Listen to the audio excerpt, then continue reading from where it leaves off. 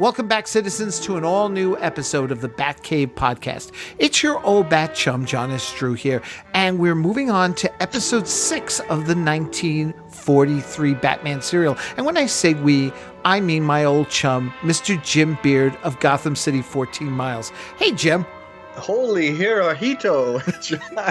See, now once I've said it and once I've used it, that's it. It's a lock. And we're just going to have to roll with it. I have to keep, once I jump on a shtick like that, I got to keep using it. Well, Hirohito is not going to be too happy with the events that happened here in this particular episode. Yeah. Hirohito ought to be sending some samurai after Daka. And get rid of him and get somebody a little bit more capable. Well, if he sends some samurai, then Batman has no chance because, as you alluded to or didn't allude to, you actually went into some detail there. His fighting skills aren't that great. Yeah, right. Yeah, forget it. He's going to need Superman to come in and help him. Right. So this is episode 6. It's called The Poison Peril. And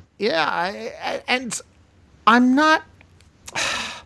There's a bunch of questions I have about this particular episode here that maybe you can get into for me here because I'm confused about a few things. Well, holy Hirohito, John, I'm going to give it a try. Okay. The very first thing is, of course, our cliffhanger.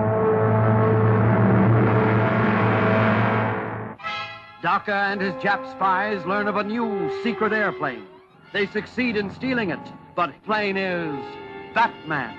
The plane, as we saw in the last episode, came down in a very Flash Gordon-y way as it was model work and stuff. But it's enough of a soft landing that Batman's able to get clear and drag the zombies out with him as the soldiers from the nearby airfield are approaching. Now, what I thought was interesting, he grabs this piece of equipment. Was that a motor? Okay, I'll attend to it at once. Zone 14. Battery Commander.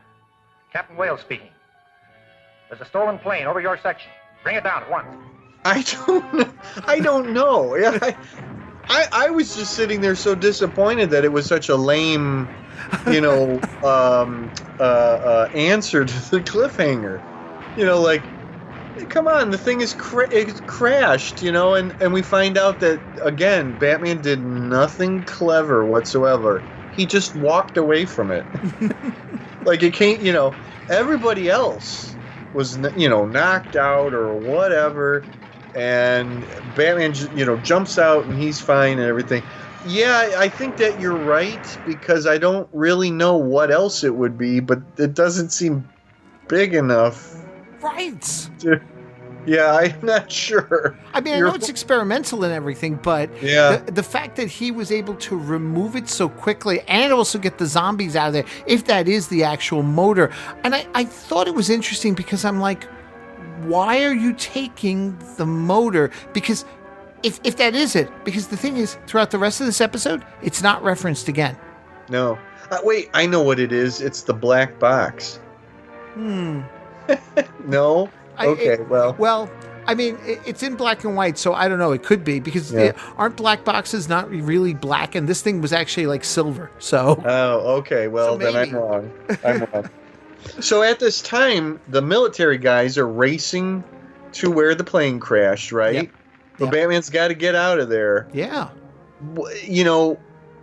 It's interesting. We talked about this last time. Batman is actually there because he got an assignment from quote-unquote Washington. Right. But he still acts like a vigilante. Yeah. Like, dude, don't you have like a G-Man badge that Hoover gave you, or some kind of papers, or... You know what I mean? It's like he doesn't interact with any of these officials. I would have just said... I'm Batman, and I'm here on official business. Yeah. We don't really, get that at all, which I think goes a long way to prove that this Batman really was a vigilante. You said it yourself when we recorded the last one about Chapter 5, that Dick exclaims your first assignment from Washington. So they have been operating as vigilantes up until this point. But you would still... I take this all back. Maybe what's going on is that Washington doesn't want the public or anybody else to know that they're using vigilantes to do their dirty work. Yeah, it could be that also. I think that is very likely. I think it's a case of, and me, I always like filling in the gaps, as I've said before. Maybe they caught Batman out, and it was kind of like what's her name, Amanda Walker. Oh, okay. Sort of deal, like I won't rat you out, and shut you down, but you have to come work for me when I need something. That could be a fascinating story, right? In that, yeah. Wow, yeah. But does it make it a little more palatable? I think it's yes. I think no, I don't like Batman being under the thumb of anybody else. The pulp character called the Spider used to be called the Master of Men. That's what I want Batman to be. I want him to be masterful. Right. He's my hero. He's my own, lifelong hero, and I want him to be like that and stop, running around and this and getting beat up. He gets away though with whatever that is, and we cut to Daka, who gets the news of the planes. Wait a minute. What he does take away is the caps from the zombies. Oh, maybe that's what he's holding in his hands then. Oh, because I was thinking that he grabs something else out bigger than that. No, what he does is he gets those mind control things off the zombies. All right. Oh, is that what you're referring to? That must be what I'm referring to then. Yeah. Oh.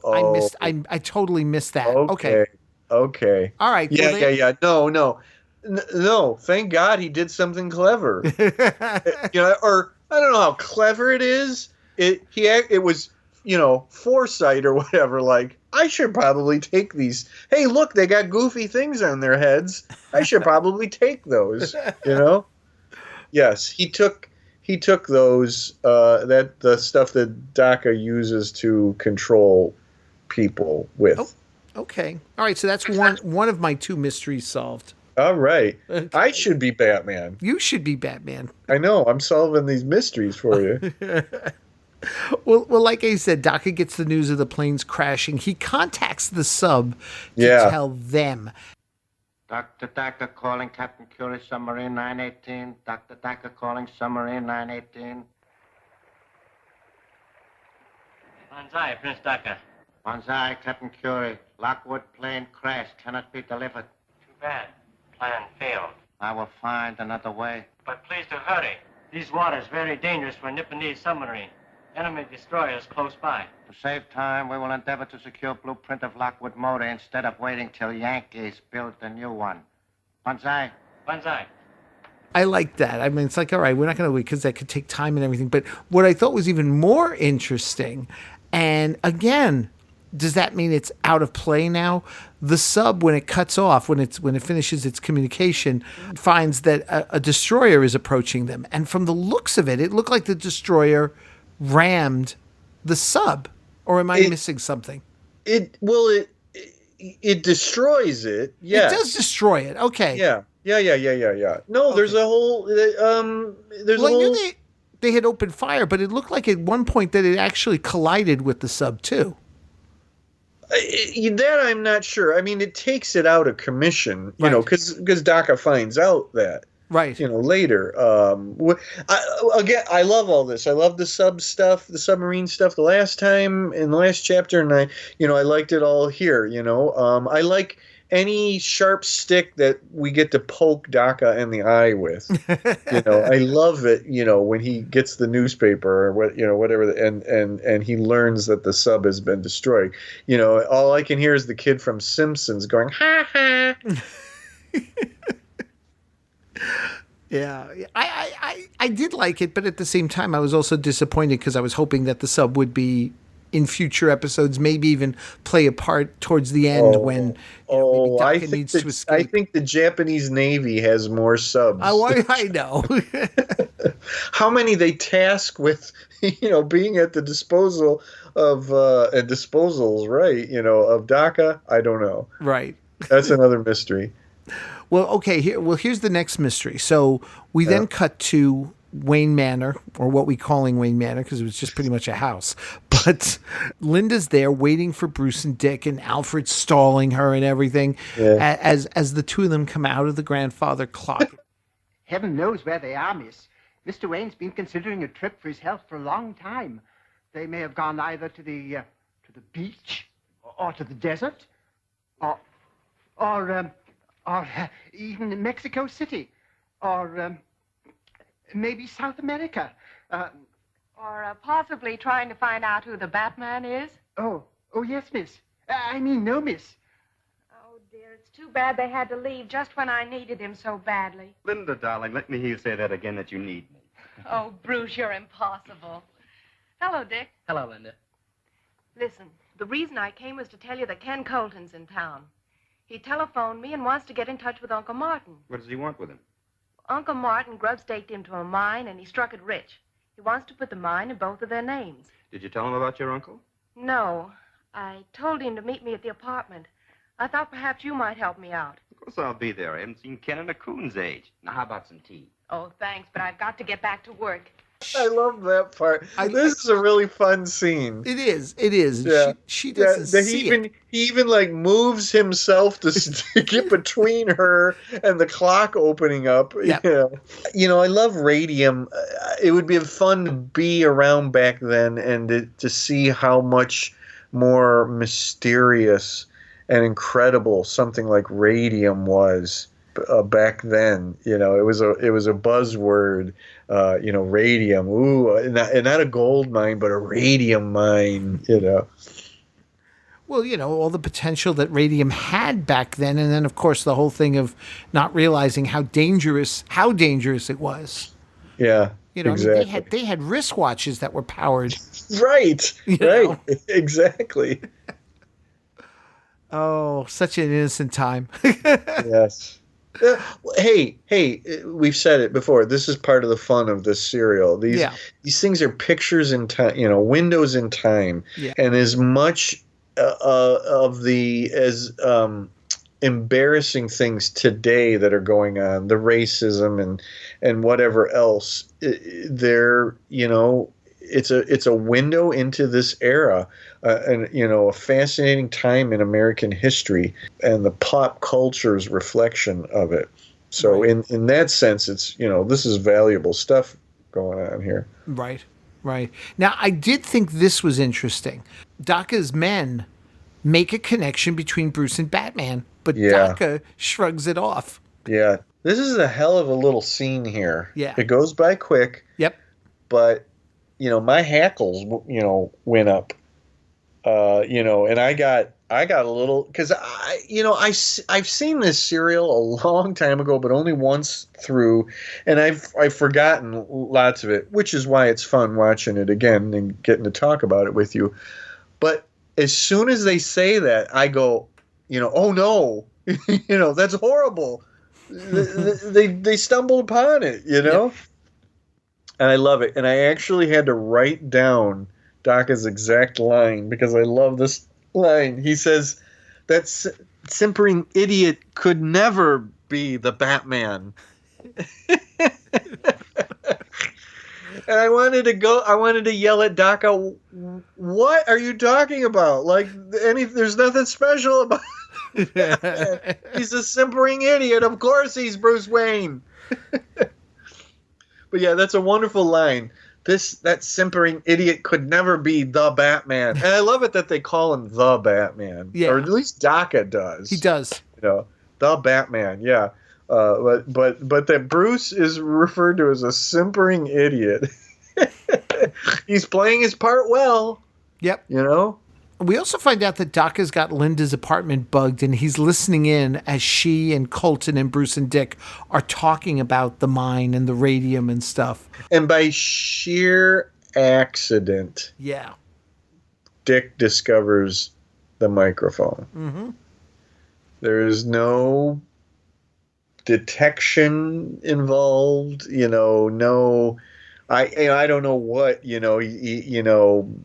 what the setup could have been, but yeah, it's just he basically climbs under, crawls under a desk. Yeah.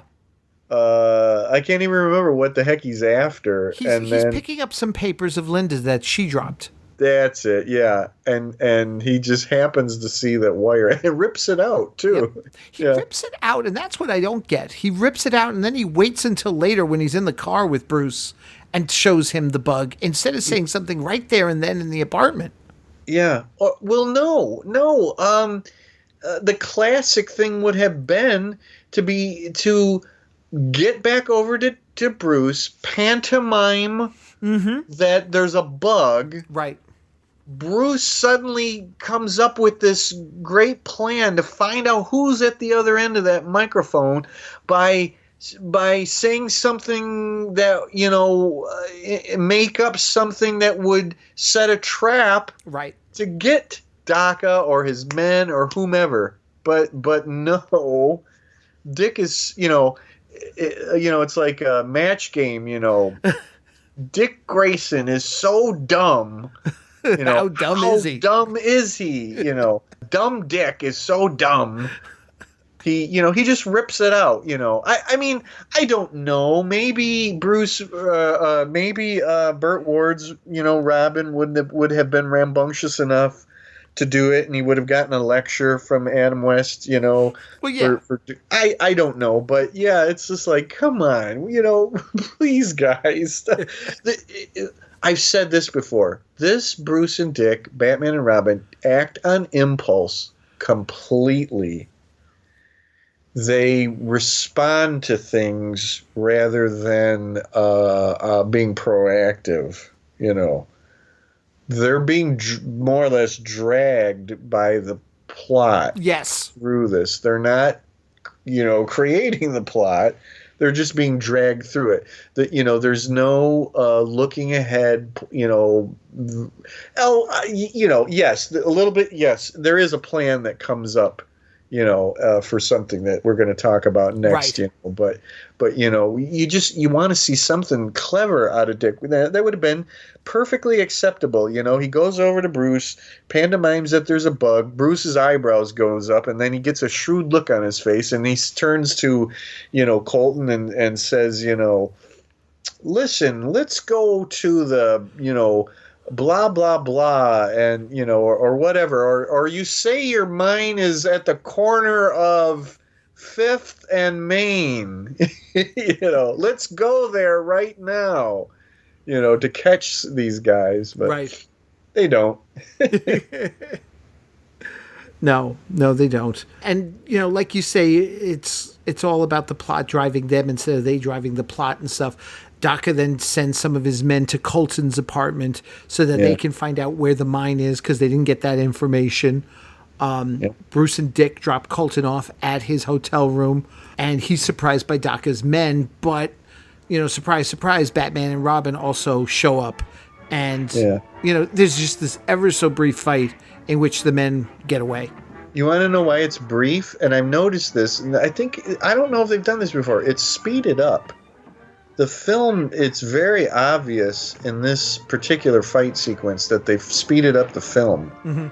That's why it's so brief, John. I miss that. As a kid, I always hated when things were speeded up in a film or in a TV show. Cover at the door. Let's get out of here. You all right? Yeah. Well, who are you? No time to explain now. Come on. Right. I wasn't paying as much of attention because I'm starting to take to heart what you say about their fight scenes. Oh, and yet, despite that, the next fight scene, and we'll get to that in a moment, I thought wasn't bad until the very end. Shall I get the car? No, they'll be lost in the traffic before we get started. We'll get back to Colton to see if he's hurt. Okay. When we get to which then it'll lead to the cliffhanger. But before we can get to that, we got to talk about, like I say, the men get away. So the next morning, Bruce meets with Colton. And again, Colton has an offer for the mine? Was that it? Because he's supposed to meet with someone about the mine. Okay. And yeah. Bruce wants to check and make sure it's legit. I think I phased out at this point.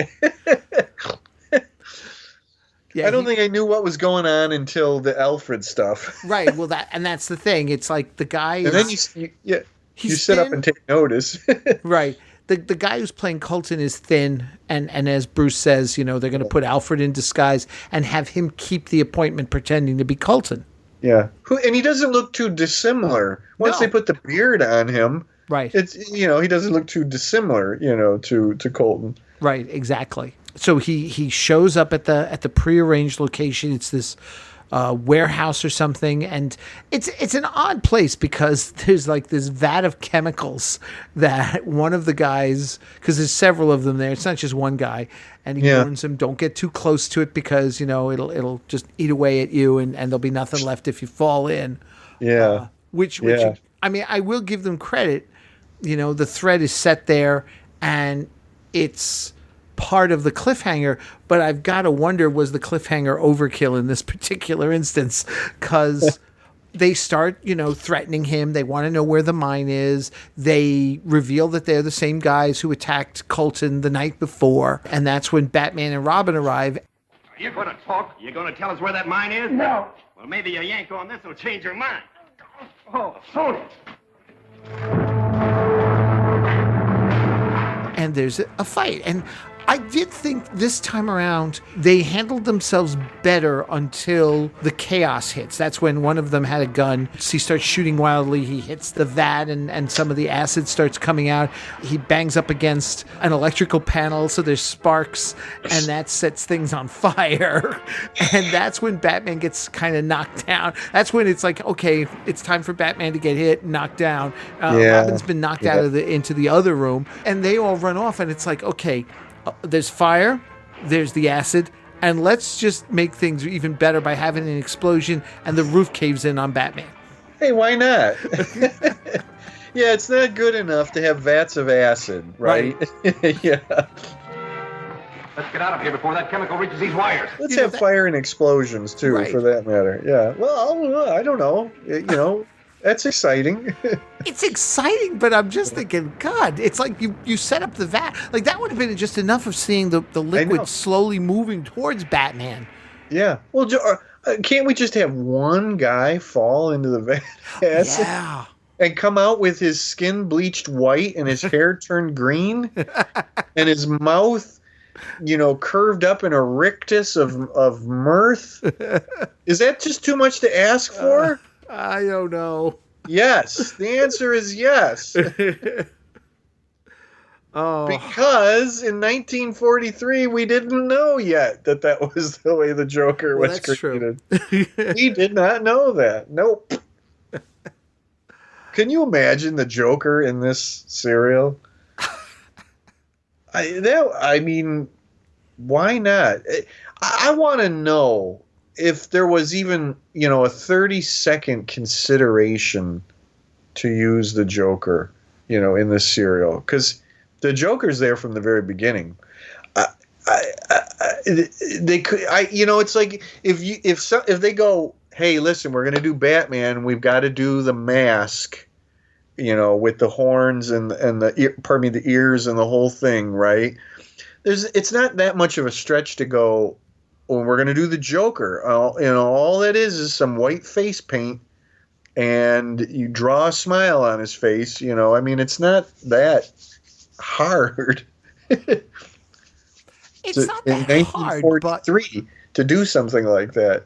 But it's the classic thing about all these different productions over the years, and to not use the established, villains. Right. Over and over and over. I look at the Superman TV, George Reeves TV series. No Luthor. Mm-hmm. Like, it costs you nothing to do Luthor. Nothing extra, a bald guy. you just want something a little bit beyond gangsters in suits with guns and fedoras, True. Sorry, I did it again. Got me, holy Hirohito. I did it again. You got me ranting again. Jeez, the mail that you're gonna get. Phew. I don't know. I'm enjoying it. I keep telling I am too. But I keep telling Please myself, don't get me wrong. it's not really our Batman, but at the same time, when you think of it, it establishes things in our Batman universe. So Yep. And we've said it all along. So there's a certain amount of things that inform the 60s Batman, which is near and dear to our hearts. Yes. Exactly. So yes, and I will, go valiantly through every chapter of this serial looking for fun things, and there were fun things in this one, fascinating, interesting things, just like in chapter 5. Right. Exactly. Yep. Yeah. So that's going to do it for this episode of the Batcave podcast. Jim, just want to give people a quick how they can get in touch with you if they want to reach you and talk to you about some more Batman 43, tell you where you're right, tell you where you're wrong. Yeah, I think it might be a little bit more of the latter than the former, but hey, you can reach out to me on Twitter. My handle is at writer Jim Beard, all one word. Reach out to me on Facebook. Couple different places. My fan page, which is called the Jim Beard fan page, at the Gotham City 14 Miles Facebook page. I have a little publishing thing that I do called Flinch Books. You can reach me through that. And if you want to see a lot of my books and pick up a copy of Gotham City 14 Miles, you can go to Amazon and just put in my name, and you'll see my Amazon author page. Very cool. Very cool. So, folks, stay tuned. We're continuing that journey. Plus, we're also continuing the journeys Monster Squad and Electra Woman and Dyna Girl. And Robert Long and I will be back really soon with a look at one of those movies that were inspired by Batman 66. And it's all happening here on the Batcave podcast. Until next time, though, this is John saying thank you very much. Jim, everyone, take care. There's Fletcher, Docker's lieutenant, posing as a doctor to trap Colton. Will the Jap spy force Colton to reveal the location of the radium mine? And there's Robin on the job. Will he find his match in Docker at last? Don't fail to see The Phony Doctor, Chapter 7 of Batman at this theater next week.